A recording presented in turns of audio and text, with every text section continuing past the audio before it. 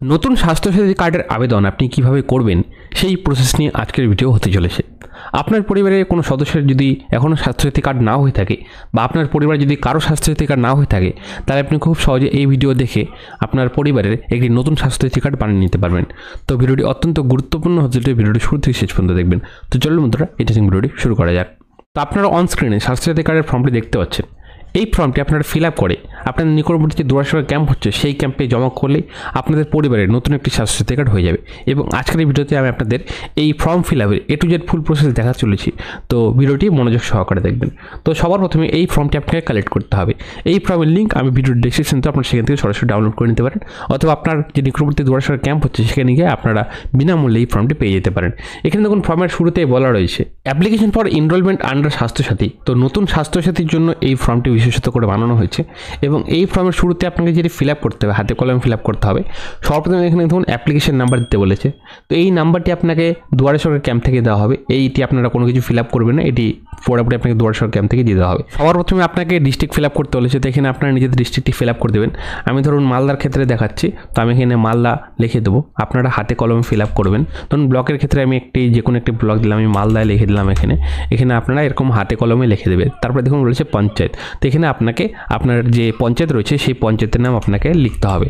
Panchayat fill up করার পরে আপনাকে আপনার ভিলেজ অথবা ওয়ার্ডের নাম লিখতে বলেছে।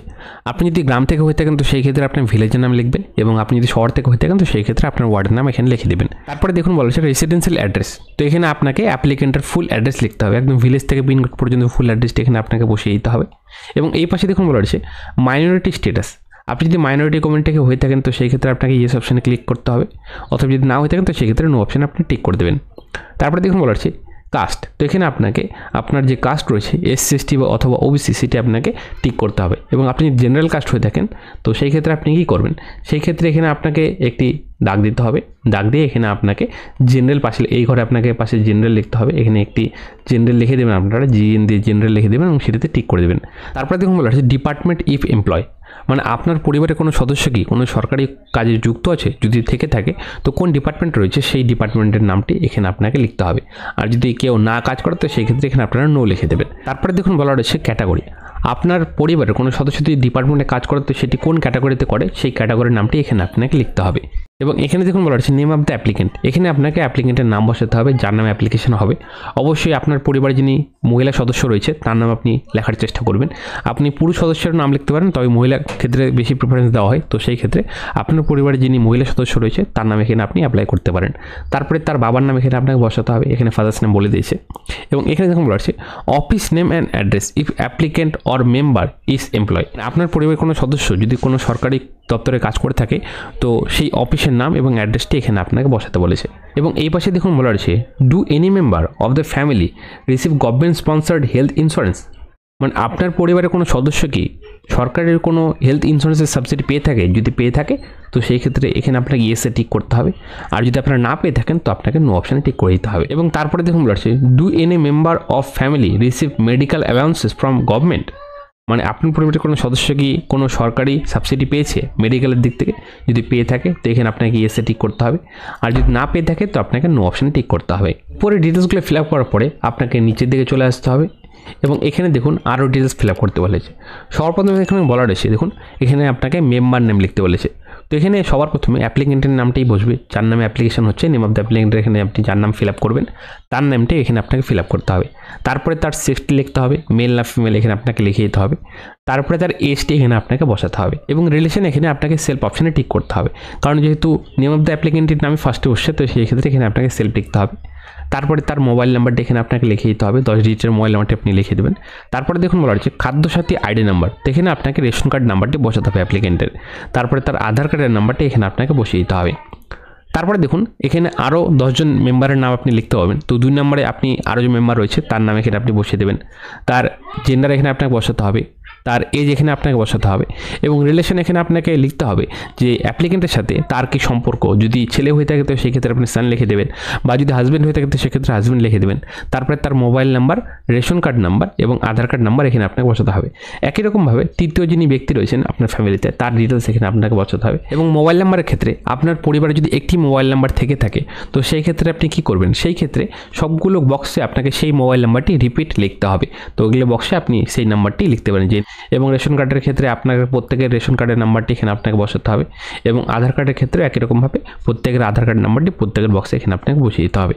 আর যদি আপনার পরিবারে 10 জনের বেশি সদস্য থেকে থাকে তো সেই ক্ষেত্রে আপনি কী করবেন, যেহেতু এই বক্সে 10 জন মেম্বারের নামই আপনি লিখতে পারবেন তো সেই ক্ষেত্রে এরকমই আরেকটি ফর্ম আপনাকে নিতে হবে এবং উপরে কোনো কিছু ফিল আপ করতে হবে না বা নিচের কোনো কিছু ফিল আপ করতে হবে না।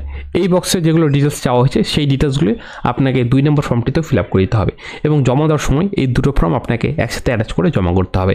উপরে নামের সব তথ্য ফিল আপ করার পরে এখানে দেখুন একটি ইনস্ট্রাকশন দেওয়া রয়েছে, বলা রয়েছে উপরোক্ত তথ্য সম্পূর্ণ সত্য এবং আমি আমার পরিবারের কোনো সদস্য ইতিপূর্বে স্বাস্থ্যসাথী কার্ড পায়নি বা স্বাস্থ্যসাথী কার্ডের জন্য ফর্ম বি দাখিল করেনি। তো এখানে একটি ইনস্ট্রাকশন দেওয়া রয়েছে, আপনারা পড়ে নেবেন। এখানে দেখুন বেনিফিশিয়ারি সিগনেচার করতে বলেছে। তো নেম অফ দ্য অ্যাপ্লিকেন্টের এখানে আপনি যার নাম লিখলেন তাকে এখানে সিগনেচার করতে হবে, তিনি সিগনেচার করে দেবেন। এবং এই পাশে দেখুন বলা হয়েছে signature of the verifier officer. তো এখানে আপনাকে কিছু করতে হবে না, এখানে যিনি অফিসার রয়েছেন মানে যিনি ফর্মটি দেখবেন তিনি এখানে সিগনেচার করবেন এবং এখানে তিনি তার নাম বসিয়ে দেবেন। পরে সব ডিটেলস ফিল আপ করার পরে নিচের দিকে দেখুন এখানে দাগ দাগ দাগ দাগ দেওয়া রয়েছে এবং এখানে বলা রয়েছে রিসিপ্ট স্বাস্থ্যসাথী অ্যাপ্লিকেশন ফর্ম। তো এখানে যিনি রিসিভ করবেন তার নাম এখানে তিনি লিখে দেবেন এবং অ্যাপ্লিকেশন নাম্বারটি এখানে আপনাকে দিয়ে দেওয়া হবে। সিগনেচারের এখানে যিনি ফর্মটি নেবেন তিনি এখানে সিগনেচার করে দেবেন এবং এই পোর্শনটি আপনাকে দিয়ে দেবে এবং এটিতে আপনার অ্যাপ্লিকেশন নাম্বারতে আপনি পরবর্তী স্ট্যাটাস চেক করতে পারবেন যে আপনার অ্যাপ্লিকেশনটি কতদূর এগিয়েছে, সেটি অ্যাপ্রুভ করা হয়েছে বা রিজেক্ট করা হয়েছে কিনা সেটি আপনি খুব সহজে অনলাইনের মাধ্যমে স্ট্যাটাস দেখে নিতে পারবেন। এবার আপনাদের বলি আপনাদের এই ফর্মের সাথে কী কী ডকুমেন্টস জমা করতে হবে। সবার প্রথমে আপনাকে দুটো পাসপোর্ট সাইজের ছবি এর সাথে দিতে হবে।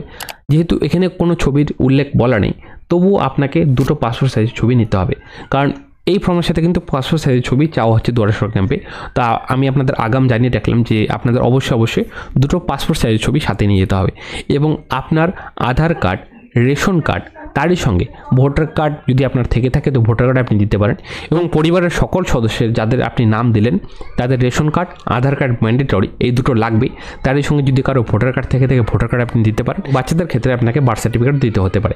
তো এই সব ডকুমেন্টসগুলো নিয়ে আপনাকে সবগুলো জেরক্স কপি করতে হবে এবং এই ফর্মটির সাথে আপনাকে সব ডকুমেন্টসের জেরক্স কপি অ্যাটাচ করে আপনার নিকটবর্তী দুয়ারেশ্বর ক্যাম্পে সেটি জমা করতে হবে। আশা করি আপনারা বুঝতে পেরেছেন যে কীভাবে আপনাদের এই স্বাস্থ্যসাথী কার্ডের ফর্মটি ফিল আপ করতে হবে এবং কী কী ডকুমেন্টস আপনাদের এর সাথে অ্যাটাচ করতে হবে।